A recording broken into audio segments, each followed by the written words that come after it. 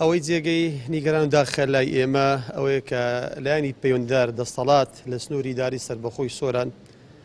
لە ڕۆژی یەکشەمە واگەدارکراونەوە نووساومان ئاڕاستە کردوون بە هاوکاریکردنمان بۆ دامکردنی شوێن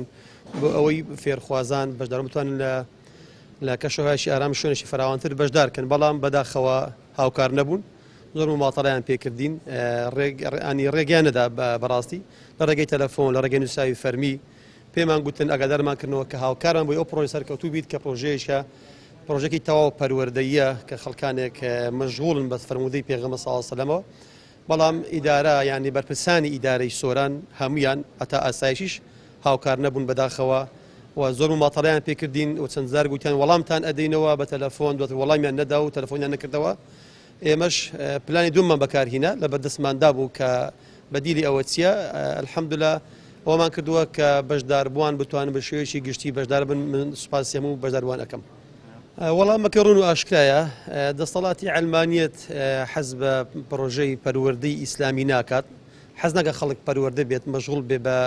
فەرموودە بە قورئان بە ئاکە ڕۆشتی جوان،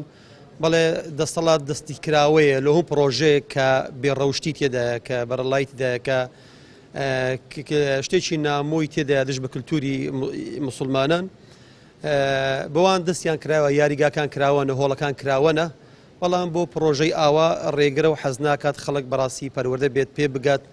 و فێری ئاکار و ڕەوشتی جوان بێت. ئەمە جێگەی نیگەرانی بەڕاستی جێگەی داخوا بێت، ئەم دەستە بەخۆی دابێتەوە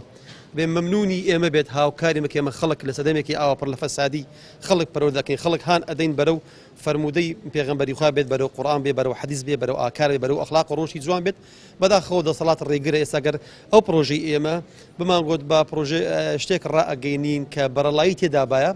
حکوومەت هاوکارە بوو، بەداخەوە جێگەی نیگەرانیە.